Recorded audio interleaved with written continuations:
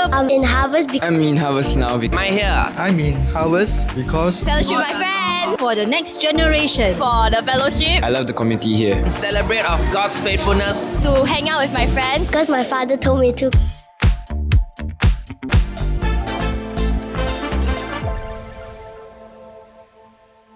When Lai Fong and I, when we left our previous church, we really didn't know what was ahead of us. We didn't have the funding, we didn't have a congregation, and certainly we didn't have a building. All we knew was that we wanted to be obedient to whatever God was leading us. So we took a few days off to Port Dickson just to seek the Lord. And I remember being alone in my hotel room, praying and seeking, asking God one simple question. Lord, what do you want us to do? In that quiet place, God gave us peace and direction. It wasn't every question that was answered, but we knew He was calling us to begin something new. Looking back today, I can see His hand in every part of the journey. It has always been God's work from the very beginning.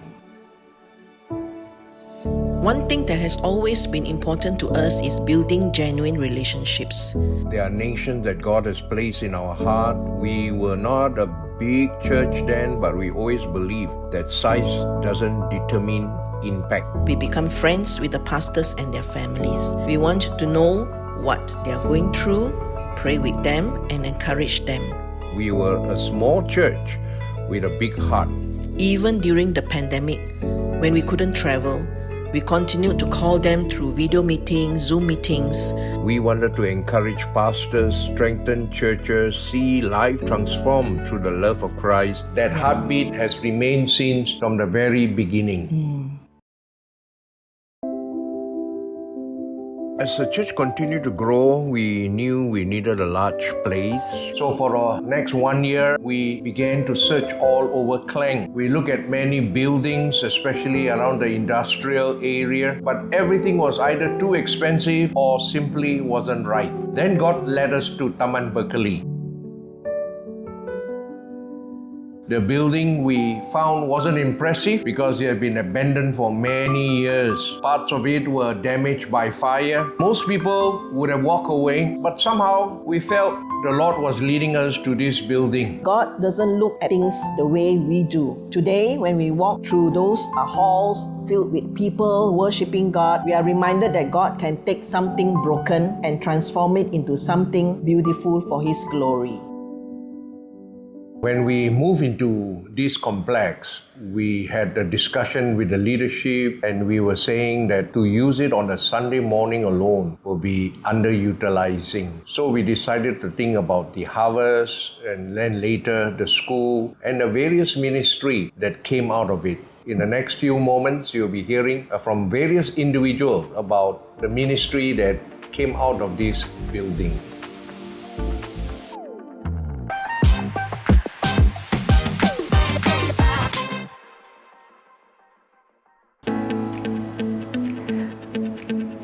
This year is our 15th year of Little Harvest being in operation. We remember how God has brought us through. Looking back, I always remember of this incident whereby a child, after graduation, every year she will drop by and then just wish me during the Diwali. And every year the mom will send me photos, of her achievement, getting lots of awards. Parents and the child has been so thankful that they started their preschool education here at Little Harvest. So it's for us to say, yes, God. The minute when we say yes, and then looking back all these years, it is not wasted because we have built young lives with a good foundation, and also it's an opportunity for us to preach about Jesus because 80% of the students that are attending, they are actually non-Christian. The Bible, Proverbs 22 verse 6 reminded that train up a child in the way he should go, and when he's old, he will not depart from it. So every child has God-given potential.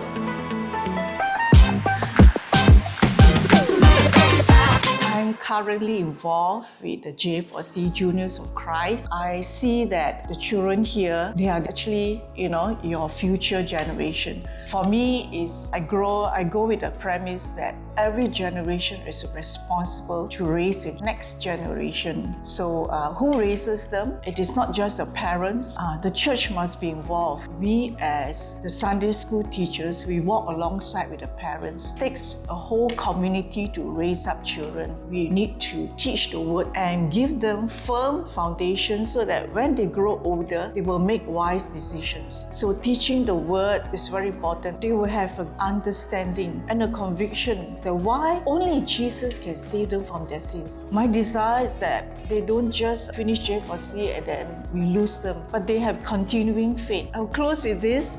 Psalm 78 tells us, verse 4, we will tell the next generation about the Lord's praiseworthy acts, about His strength and amazing things He has done. Verse 6, so that the next generation, children yet to be born, might know about them. They will grow up and tell their descendants about them. Then they will place their confidence in God. They will not forget the works of God, and they will obey His commands. And one day they will be leaders of Harvest Christian Assembly. Our Harvest has always had a heart for people. So very early on, our church members began reaching out to the community through hospital visitation, food banks, and free tuition classes. We simply wanted people to know that they were loved and that someone cared for them.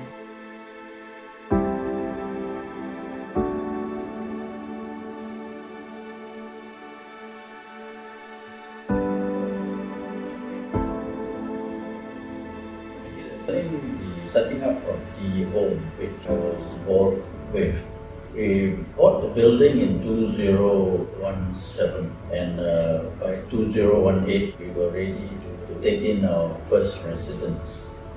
The physical thing, was probably the easiest, but eventually it was a combination of factors which brought about some of the difficulties and the problems that we faced. I did get a dream, and the dream was very specific because all people do have dreams, and I think I qualify. The Lord was very specific, and He gave me one word, regardless, and that means very clearly to me, get the home done. In my experience with the living God, in the case of the home, He has not failed thus far. Praise God. Hello everyone, my name is Waqas Salamat. I'm here in Harvest Christian Assembly since 2023. We started the Urdu Punjabi meetings in the house. When we started, we had only 20 people. Every Saturday, arrange the meetings in the house, different houses. Pastor Alan allow us to meet here in Latte Light. When we grow, Pastor Alan allow us the rooftop. We can use the rooftop, we can use the all facility. This is our beginning. So this is my experience. God used me, my family, my wife, and also God used other Pakistani leaders. We are very blessed. See, sometime we cannot imagine what God want to do for us. Now God use us. So we are thankful. During these 3 years, they very support us. Here we have no transport like this all thing, but the church every time support us. They provide us transport, all facilities. So we are very thankful to Harvest Christian Assembly. For us, this is all glory to our God. 我是素芬团队，我人大条这个嘉禾咧，开始这个福建聚会，到2022年4月1日，但是咧我的牧师咧，伊早又想讲要甲伊砍掉，但是咧我人教会话板讲，每一个上帝的事工袂使砍的，所以爱继续。我爱感谢主，就是讲。 无福建的歌、唱诗的歌来学了主，敬拜主，我人开始咧就去找所有的资料，来我人安尼款开始，来我人爱感谢主，就是讲，迄阵时我就想讲，哎哟，逐个礼拜日唔知安怎人要来讲道，袂讲我逐礼拜日讲道嘛，所以上帝互我有一个感觉，这个真好，较有这牧师嘛，伊人会使讲阿毛的，我会使翻译就安尼款，我人就做咯。 因为到巴生咧，真侪讲福建话的人，讲真侪咧无明白，也无音无明白华语，伊人甲人明白福建话的，所以你会使叫伊人来。这就是我做这个传道人，我的心愿就是讲万民拢去来信耶稣，无管是讲阿毛话好，华语也好，讲福建话的也好，伊人有一个机会来敬拜耶稣，因为耶稣相款，安尼听爱伊人。Chinese church was established in year 1998. This was due to our senior pastor, Reverend Alan Tan, who inspired a small group of members from English congregation who are bilingual to start Chinese service. Therefore, a Chinese church committee was set up. Initially, we do not have a full-time pastor. Year 2000, late Pastor Sim became our first Chinese church pastor, and we experienced some difficult period from year 2002 until 2006. But praise God, Chinese church member headed committee headed by this late brother James Kong and sister Grace Tao, and with the help of Pastor Siu Ping, we decided to revive Chinese church. Year 2008, late Pastor James Wong took the role as our pastor. January 2013, Pastor Esther Ong became our Chinese church pastor until she resigned on January 2023. So from February 2023, I became Chinese church pastor until now. Tamil ministry was established in 2003 in Taman Sentosa. Under the mission support of HCA, the mother church, I planted the ministry as an HCA branch church. The Lord faithfully blessed and established the work. In 2011, Pastor Alan invited me to relocate the ministry to the main HCA church. Since then, the congregation has continued as the Tamil ministry of Harvest Klang Assembly, serving as one church with one mission. Today, our Tamil ministry has grown significantly under Harvest Klang Assembly. In addition to our various ministries, God has enabled us to plant and oversee 4 branch churches in Sri Kembangan, Batang Bejuntai, Jerantut, and Rao. The ministry is faithfully assisted by Pastor Grace and Pastor Daniel. Our vision is to build a strong next generation through discipleship, raise more servants of God for His kingdom, and leave a lasting legacy for the future generations. We also desire to see all our language congregations continue to grow together as one family under one roof, united in Christ, serving with one heart, one vision, and one mission to fulfill the Great Commission. Hello and good afternoon. I'm now the chairman of the Golden Eagle Ministry. With the mission is that bring in fellowship of all the seniors together. We have organized quite a number of activities. We have the Kopitiam, which is the most famous one. Most of the time, we leave it in a free time for them to catch up with their olden day story. Dance class, we have this as an evangelistic ground. Outsider people are attracted to come in, and we share the words of God to them. Currently, we have at least about 200. So there you can see it is a baby boomer all coming out. The other project that is on the pipeline that is in my heart that I wanted to do is food kitchen. And we have visited one of the Catholic church. Most likely we'll be collaborating with them. And this is in my mind that I wanted to do so very much. I'm very happy, but been a chairman for at least about 3-4 years right now. I think I should be handing it down to the younger generation, the next generation itself. Committee itself, I'm blessed that the Lord have given me a very good group of committee to help out. In 2022, I had a prompting from God that I should be leading the main ministry, and somehow I was reluctant, but with constant prompting from God, I feel that it is my duty to take it up. Myself and my entire family came to church since 2012. My boys actually grew up here as well. By God's grace, been leading the ladies ministry since 2016. When the baton was passed to me by those ladies that have been running this for many years. I have asked God to give me an idea of how to revive the main ministry, which has been dormant over the MCO, which is about 3 years. And I believe that God has given me some catchy name, Man United. So that was how we call our main ministry Man United. Win, build, and disciple men. The more senior ones can probably guide and lead as well. And then the younger ones will bring new ideas and new things for them to encourage the older ones as well. They can teach each other the social media, the handphones, one from the perspective of their experience being a mom, being older women, what they have gone through with the family. It's been 4 years now, men ministry we've been leading. We have monthly fresh banner, worship, we have devotion, we have testimony, and we have a speaker who will share the word of God. We have prayer for those who are in need. I'm also training my team members in my committee to go and do outreach. We visit other churches. Thank God so far we have gone to 3 churches. Ladies ministry is not just all about ladies, but being how to lead the family, their children and so forth. Pastor has been talking about the next gen. This is also to look at more ladies to be able to come together and to do God's work. So we really encourage more ladies to step up. So thank God for all this opportunity, and we look forward to be used by God in other churches that we can go and share our resources and our blessing.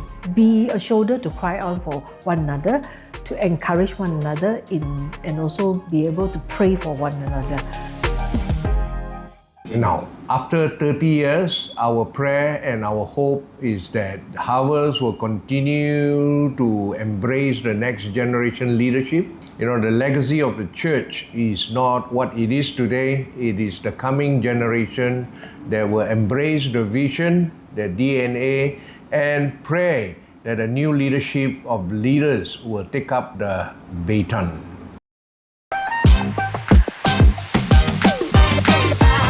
Our main idea with the youth ministry is that it should be a place where youths are leading. So of course my wife and I are the main leaders, but we are really big on letting the youths take charge. We believe the youth ministry is a place where they make mistakes, they fall, they get back up, they learn.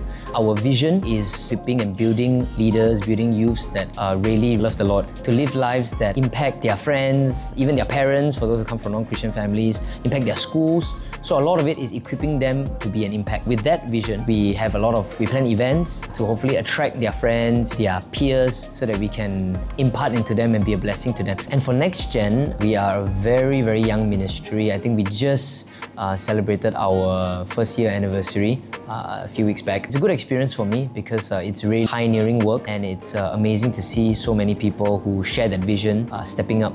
And I think this first year has really been a year of the Lord developing the quality rather than the quantity. I've always seen Next Gen as serving the main vision, and we know that Pastor Alan, especially in recent years, has a big heart towards the next generation. And to say yes to Next Gen ministry, I think shows that the church, Pastor, the board has this next generation in mind. Eventually, we hope that we can create that connection with the main service, because ultimately we are still one church. End of the day, I know that I cannot be doing this forever, so I hope to build a strong team who share a similar vision. Then I can, if the Lord is willing, I will pass it on, and then we can continue on the good work. And on that note, I'm just really, really grateful for all those pioneers, the leaders, Pastor Alan, and the first families that started the church with him for enduring through the difficult days. Definitely, when we look back, we must say that we are where we are today because of what they have done, because of their sacrifices.